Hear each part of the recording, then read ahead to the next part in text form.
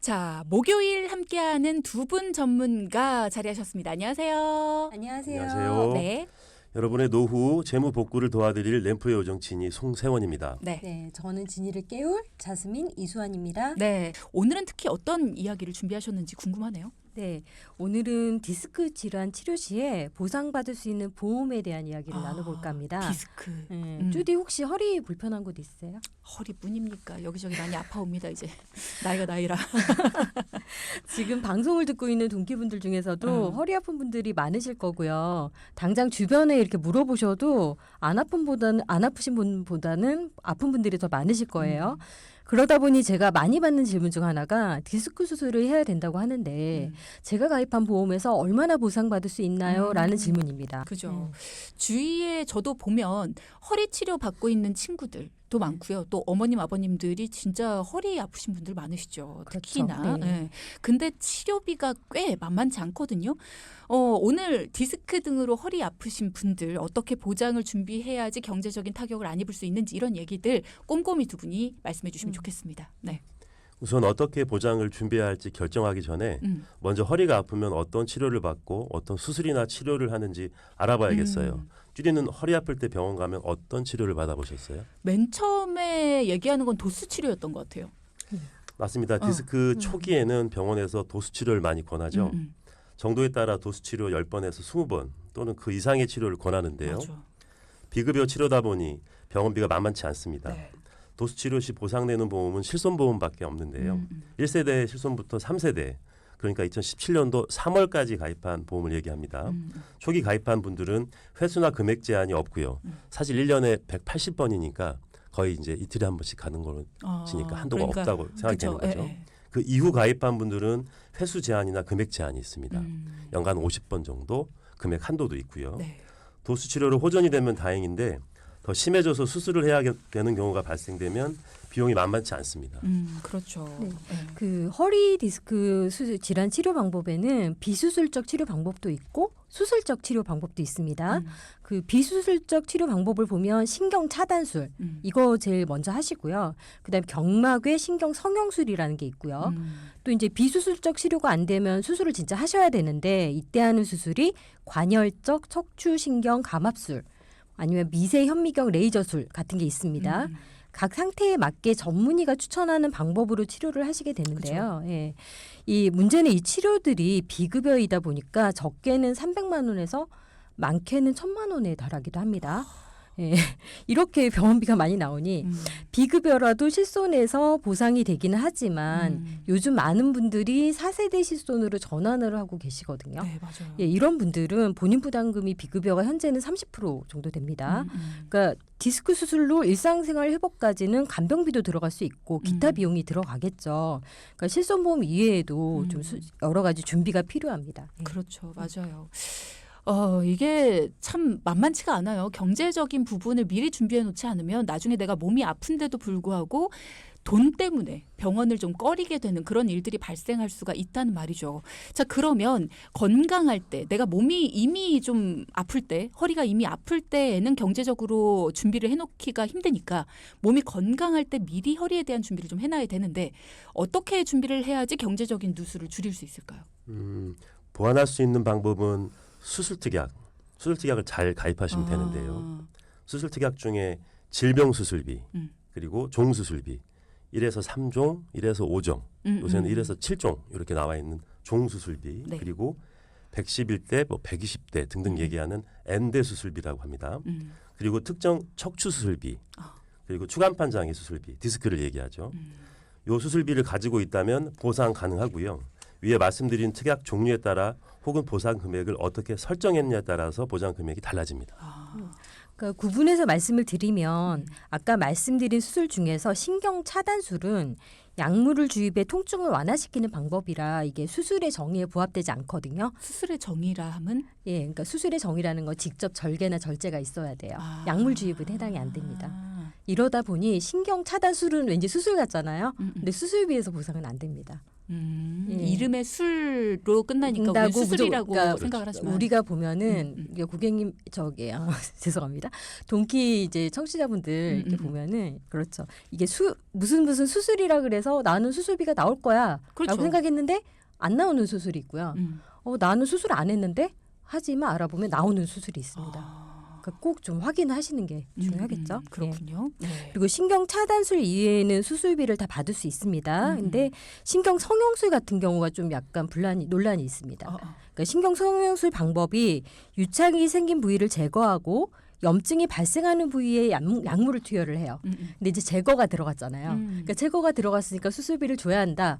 이제 뭐 어떤 보험사는 약물 투입이니까 안 된다. 이렇게 좀 말들이 많은데 최근 판례들에서는 보험금 지급하라라고 나오는 판례들이 좀 있습니다. 다행이네요. 예. 네. 그리고 척추신경 감압술, 그다음에 미세현미경 레이저술은 당연히 수술비가 나가고요. 보험 가입 시 신경 쓰실 부분이 이게 관열 수술이란 말은 눈으로 혈관을 직접 보면서 메스로 절개나 절제를 하는 거예요. 그러니까 혈관을 본다 그래서 관혈이에요. 예. 그러니까 수술이냐 아니면 비관혈, 레이저 수술 같은 경우가 비관혈이거든요. 그러니까 여기에 따라서 종류 수술비 있잖아요. 뭐 1.3종, 1.5종 수술비 이게 보험금의 차이가 있습니다. 예. 그러니까 허리 수술이 염려가 되신다면 관열, 비관열을 구분 안 하는 질병 수술비라는 게 있어요. 아니면 몇 대 몇 대 수술비, 아니면 추간파 장애 수술비 등으로 좀 보완을 해놓으시면 좋으실 것 같습니다. 그러니까 내가 증권을 받는데 나는 종 수술비. 뭐 내 증권에 1.3종, 1.5종, 1.7종 뭐 이렇게 종으로 끝나는 종으로 되어 있는 그런 수술비밖에 없다라고 한다면 내가 나중에 디스크 수술을 했을 때 내가 생각한 것만큼 내가 도움을 못 받을 수도 있다. 그렇기 때문에 네. 그것 말고 뭐 질병 수술비 이렇게 통합해서 수술을 했다면 다 주는 질병 수술비라든가 아니면 엔대 수술비라고 해서 뭐 130대, 120대 뭐 이런 식으로 앞에 숫자가 써 있는 그 몇 대 수술비 요거를 갖고 있거나 아니면 아예 디스크에 특화되어 있는 추간판 장애 수술비 요거를 가지고 계신다면 일단은 다른 수술에 대해서는 모르겠지만 이 디스크와 관련해서는 준비가 좀 더 네, 되어 맞습니다. 있다라는 거. 근데 저는 지금 말씀하신 거에서 비관혈 수술이라는 게 네. 레이저 수술이라고 네, 하셨잖아요. 네. 이것도 수술로 보나요? 이것도 절제는 안 하잖아요. 절제는 안 하지만 레이저 수술은 신의료 기술에 들어가서 예, 수술비가 지급됩니다. 예, 그 약관에 보면은 지급되도록 돼 있습니다. 단 금액이 예, 관열보다는 좀 적게 나갈 수 있다는 게 단점인 거죠. 그렇군요. 네. 자, 이번에는 두 분을 찾아와서 고민이 있습니다. 상담이 필요합니다. 하신 분의 이야기를 들어보고 이분이 어떻게 솔루션을 받아 가셨는지를 들어볼게요.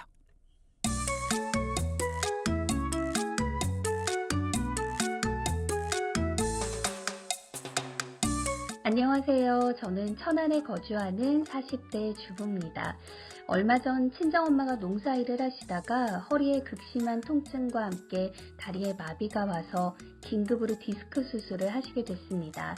수술은 잘 되셨는데 엄마가 연세가 좀 있으시다 보니까 수술 회복에 시간이 걸려서 병원에 오래 입원을 하셨고요. 또 제가 직장 생활을 하다 보니까 간병을 못 해드려서 간병인을 고용했더니 치료비와 간병비가 꽤 많이 나와서 마음이 착잡합니다. 엄마가 직접 가입하신 보험이 몇 개 있는 것 같은데 어떤 보험에 가입했는지 그리고 이번 수술로 얼마나 보상이 되는지 전혀 모르겠네요.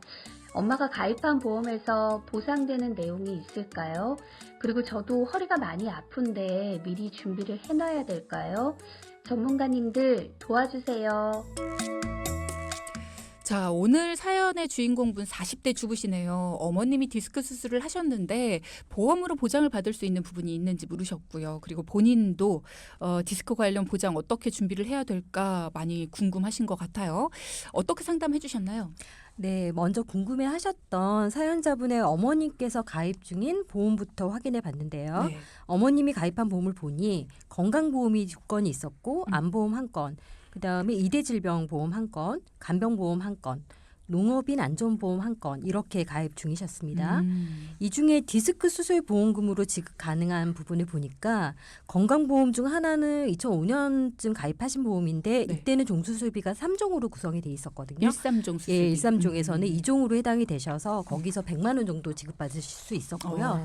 또 다른 건강보험은 5종 수술비에서 구성인데 어머님 수술 같은 경우는 3종에 해당이 돼서 50만 원 예, 지급이 가능해서 총 150만 원 수령이 가능하셨고요. 문제는 이제 실손보험이 가입이 안 돼 있으셔서 걱정하셨는데요. 근데 보니까 농업인 안전보험이라는 게 있더라고요. 네. 근데 농업인 안전보험이 농사일로 질병 발생 시 실손 보상이 80%까지 보상이 되는 거라서 수술비와 실손보험에서 어느 정도 보상은 가능한 상태셨습니다. 네. 근데 이게 좀 낯설어요. 농업인 안전보험 이게 뭐예요? 말 그대로 농업, 그다음에 축산업, 음. 수산업을 하시는 분들이 가입하시는 보험인데 아, 농협 생명에서 정부 지원으로 보험금을 1년에 한 번, 이 1년짜리 보험입니다. 보장 담보가 사망, 이제 농업 작업을 하시다가 사고, 사망, 후유 장애, 휴업 손해비 그리고 요 안에 실손 보험이 들어 있는데 말이 실손 보험이긴 한데 그 질병 관련된 부분은 농업으로 인한 작업을 하시다가 뭐 더위를 많이 타시거나 뭐 등등등 그리고 대부분이 이제 안전재해 사고에 관련된 보장입니다. 그 부분을 농업인 보험이라고 합니다. 그러면 이분 같은 경우에는 디스크라는 질병이 어쨌든 농업 관련 작업을 하시다가 얻으신 질환이다. 네, 그래서 이제 그 뭐 농협생명 측에서는 이런 얘기는 하더라고요. 그 의사 기록지 상에 농사나 이렇게 일을 하다가 다쳤다는 그런 내용들이 들어가게 하는 게 중요하고 그다음에 사실 약관을 좀 보면은 이게 코드가 정해져 있더라고요. 질병에 대한 코드들은 저희가 아는 이런 디스크 질환 같은 거는 없었고요. 상해 코드에서는 있거든요. 그 상해 코드를 S 코드 받는다고 얘기를 하죠. 그래서 이제 이런 어머니 같은 경우는 이제 S 코드도 들어가셔가지고 신청을 해볼 생각입니다. 그렇군요. 이게 실제로 보험금을 이렇게 요청해 보신 보험사에 요청을 해보신 분들은 아시겠지만 의사의 진단서 내용이 굉장히 중요하거든요. 맞습니다. 그렇다고 환자가 의사 선생님 진단서 이렇게 써주세요 한다고 그렇게 써주는 건 아니에요. 그렇죠. 그렇지만 보험금을 받을 수 있도록 써달라고 요청을 드릴 수는 있어요. 그리고 보험금을 어떻게 해야지 받을 수 있는지를 내가 알고 있으면 의사 선생님한테 이러이러한 상황이니 이렇게 써주실 수 있을까요? 라고 요청할 수 있고 선생님도 그게 무리가 안 된다면 그렇게 써주실 수 있거든요. 그러니까 내가 알고 있는 게 중요해요. 그렇죠. 그게 네. 중요하죠. 네. 네. 정확히 알고 있는 게 중요하죠. 그래서 그런 부분들을 제가 한번 이제 청구를 해보니까 알겠더라고요. 맞습니다. 그러니까 그런 부분들을 잘 알고 계시는 게 필요합니다. 그러니까 내가 그냥 나 혼자 알아서 할 수 있어. 아이 무슨 이렇게 그냥 하고 청구했는데 안 준다. 안 주는 건가 보다. 포기하지 마시고 한번 요청해 보세요. 그리고 내가 받을 수 있는 건 줄 알았는데 못 받았던 게 있다. 그러면 한번 물어보십시오. 받을 수도 있어요. 진짜 그렇더라고요. 일단은 농업인 안전보험이라는 거 저는 처음 들었는데 이런 게 있다라는 것도 혹시 농사 지으시는 분들은 알아두시면 좋을 것 같습니다. 자, 그리고 아까 가입된 보험들 쭉 말씀 주실 때 간병보험도 있다고 하셨는데 그럼 간병비는 해결이 되시겠어요? 저도 그래서 다행이라고 생각했는데요. 가입한 간병보험이 간병인 사용 시 하루에 5만 원씩 지급되는 내용이어서 어머님이 16일 입원하시고 그중에 7일 정도 간병인을 고용하셨는데 간병비가 100만 원이 넘게 들었어요. 보험금은 35만 원 정도 수령 가능하시더라고요. 다 적게 드셨네요. 그래도 농업인 안전보험과 건강보험 수술비에서 병원비는 어느 정도 커버가 돼서 정말 다행이라고 말씀드렸습니다.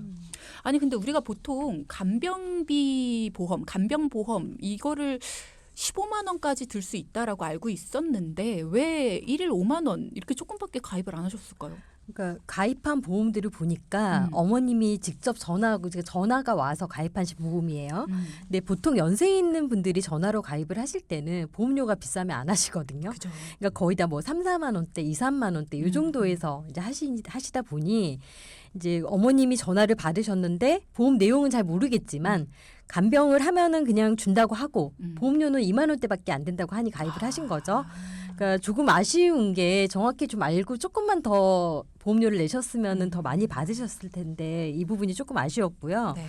네, 농업인 안전보험 같은 경우는 꼭 농사일로 질병이나 상해 발생 아까 말씀드렸지만 이런 경우 이제 그리고 차후의 이분 같은 경우에는 농사일과 관계 없는 상해나 질병인 경우는 보상이 안 되시기 때문에 회복 후 한 2년 정도 지나시면 유병자 실손 가입하시라고 권해드렸습니다. 그렇군요. 네. 지금 방송을 듣고 계신 우리 동키 분들 같은 경우에도 제가 앞서도 말씀드렸습니다. 목요일은 우리가 노후와 관련해서 노후의 자산 관리든 아니면 노후를 위한 대비든 아니면 노후의 건강과 관련해서든 이렇게 특화돼서 말씀을 드리고 있다라고 말씀드렸으니까요. 우리 것도 중요하지만 우리 부모님 것도 한번 생각하면서 들어주시면 좋을 것 같아요. 자, 어쨌든 이번에는 보상을 좀 받을 수 있어서 너무 다행인데 따님도 걱정이 된다고 하셨어요. 본인 거. 어떻게 해주셨나요? 따님은 갱신형 암보험 한 건, 4세대 실손보험 이렇게 2건, 총 5만 원으로 보험료를 내고 계셨어요. 4세대 실손보험 같은 경우 비급여 치료 시 본인 부담금이 발생합니다. 그래서 수술비를 추가로 꼭 준비하시면 좋겠거든요. 네. 그래서 따님께는 이대 질환, 뇌혈관, 심장 질환 관련된 수술비와 종수술비, 그리고 척추 질병 수술비, 그리고 엔대 수술비와 암 치료비 보험에서 8만 원 정도를 추가로 도와드렸습니다. 근데 가입하시도록. 수술비 보험을 이렇게 종류별로 다 준비해야 돼요? 그러니까 이분 같은 경우에는 어머님이 이런 상황이 있다 보니까 이제 디스크 관련해서 좀 이게 보상이 되나요 이렇게 얘기를 하는데 이제 문제는 여기 이렇게 종수술비 같은 경우에는 2종 아니면 3종인데 이게 보험금이 되게 작게 나가요. 근데 여긴 좀 많이 나가잖아요. 그러니까 이제 여러 개를 들어서 좀 합부를 늘리라고 말씀드린 거죠. 그러니까 본인이 염려되는 질환에 대해서 좀 특화해서 좀 하시면 준비를 하고 예, 싶다. 꼭 이렇게 다 하셔야 될 필요는 없지만 좀 적당한 금액은 좀 준비를 하시는 게 좋겠죠. 본인의 니즈에 따라서 이렇게 가입을 하시게 된 거다라는 거네요. 네. 그렇죠. 수술비 특성상 이제 중복적으로 지급되는 특성이 있기 때문에 이제 그 부분을 보완하신 거죠. 네. 그리고 4세대 실손 21년도 7월 이후 가입하신 분들 얘기합니다. 26년 7월이 되면 5년 만기가 되는 4세대 실손보험 특성상 26년도 7월 달에 보험 가입 재가입 시점이 도래하는데 5년 뒤죠. 네. 실손보험을 그래서 또 재가입하셔야 되는데 향후 5세대 실손보험에서 생활질환 같은 경우 대대적으로 보상 지급률이 떨어질 것으로 예상되는데 아직 결정된 건 없습니다만 재가입 당시에 5세대 실손보험을 가입해야 된다라고 하면 이제 보장 부분이 공백이 좀 생기겠죠. 그래서 지금 4세대로 신규 가입이나 전환하신 분들은 수술비나 치료비 보험을 미리미리 준비하시면 좋겠습니다. 네. 이런 부분들에 대해서도 꼼꼼히 좀 미리 대비하시는 게 필요할 것 같습니다. 4세대 실손을 가입하신 분들, 근데 뭐 예를 들어서 1세대 실손을 가입하신 분들, 2세대, 3세대 다 갱신은 되잖아요. 네, 맞습니다. 근데 갱신되더라도 본인이 가입한 실손으로 갱신되는 걸로 알고 있는데 4세대는 왜 5세대로 갱신이 돼요? 갱신이 아니고요. 재가입이에요? 네, 재가입. 아까 2017년 3월, 그러니까 지금 여기 3세대에서 이제 초기까지는 문제는 그냥 갱신으로 돌아가요. 재가입을 따로 하지 않아도. 네. 근데 3세대 중반부 이후에 하신 분들 같은 경우에는 2세대 중반 이후부터 하신 분들 같은 경우에는 재가입이라는 표현이 있습니다. 15년 재가입, 5년 재가입. 4세대는 무조건 5년 재가입이라는 게 있거든요. 제가 이 부분 꼭 말씀드리고 싶은 게 이 재가입 때 의사 밝히지 않으면 보험 없어집니다. 갱신은 신경 쓰지 않아도 알아서 갱신이 되는데요. 그렇죠. 돈만 올라갈 예, 뿐. 근데 보험사에서 이제 재가입 시점이 되면 뭐 카카오톡이나 뭐 우편으로 재가입 시점입니다. 하시겠습니다. 의사를 물어봅니다. 근데 SNS 의사 통해서. 밝히셔야 됩니다. 제가 이런 분들 보셨습니다. 당연히 재가입이 됐는 줄 알았는데 특히 유병자 실손도 3년 재가입이거든요. 그때 재가입을 안 하시면 없어집니다. 그래서 나는 당연히 실손이 보장이 되는 줄 알았는데 보험이 없어졌어. 이런 경우 있거든요. 그렇군요. 유병자 실손 같은 경우에는 내가 병력이 있지만 가입을 한 거기 때문에 만약에 없어졌다. 근데 나이도 꽤 많이 이제 연세도 드셨고 세월이 흘렀으니까 세월이 흐른 상태에서 이게 없어졌다. 재가입할 때 너무 어려우실 수 있거든요. 그러니까 이런 부분들 그렇죠. 없어지기 전에 잘 챙기셔야겠네요. 5세대 실손과 관련해서 일단은 뭐 확정된 건 없습니다라고 말씀은 하셨는데 4세대 실손하고 많이 달라지나요? 지금 설왕설래 말들이 많은데요. 예, 지금 뭐 보도 자료들 나오고 있는 거 보면은 비급여를 대대적으로 좀 손을 볼 것 같습니다. 또? 지금 현재는 비급여가 뭐 이번 시에 본인 부담금이 30% 정도인데 어떤 질환의 경우에는 더 많이 하겠다. 그리고 뭐 손해율이 높은 특정 치료들이 있잖아요. 네. 얘네들은 뭐 없애겠다. 많은 말까지. 이거는 확정된 거 아니니까 말씀드릴 수, 예, 그건 정확히 그렇게는 아니지만. 어쨌든 그리고 지금 4세대는 무조건 5세대로 가시겠죠. 왜냐하면 지금 아마 26년도가 처음 4세대를 가입하신 분들이 26년도가 이제 재가입을 하셔야 되거든요. 아마 그때 5세대 실손 그 전에 정리해서 나올 것 같습니다. 그렇죠. 시점 되면은 어쨌든 뭐 확정은 되겠지만 뭐 그런 얘기들이 많이 나오고 있다라는 거. 그러니까 지금 실손에 대해서 가입을 앞두고 계신 분들은 빠르게 5세대 어쨌든 나오기 전에 4세대로 빠르게 가입을 하시는 게 필요하긴 하겠네요. 근데 사실 필요하신 분들은. 그거는 빠르게 하시나 안 하시나 똑같아요. 어차피 4세대로 가입하셔도 5년 뒤면 또 이제 재가입 시점이 또 이게 5년이 될지 3년이 될지도 모릅니다. 점점 갈수록 뭔가 안 소비자한테는 불리하게 좋아지겠죠. 나오는 것 같아요. 그래서 저희가 수술비라던가 치료비 보험들이 보험사에서 요즘 치료비 보험들을 많이 내고 있는 게 실손해서 지금 보상이 안 될 부분이 많이 우려가 되니 좀 이렇게 많이 얘기를 하는 것 같습니다. 그렇군요. 확정되는 대로 두 분이 좀 빠르게 알려주시면 감사하겠습니다. 오늘 포인트 짚어보겠습니다. 첫째. 병원비 많이 드는 디스크 수술비는 수술비 보장보험으로 미리미리 준비하자. 둘째. 전화로 가입한 부모님 보험 가입했다 방심 말고 꼭 체크해보자. 네, 두 분 오늘 감사합니다. 고맙습니다. 고맙습니다. 네, 방송 중에 상담해드리는 내용은 청취자 여러분의 올바른 투자 판단을 위해 참고로 드리는 말씀입니다. 금융상품 가입이나 해지 같은 판단은 스스로의 책임으로 결정하셔야 한다는 점 꼭 기억하세요.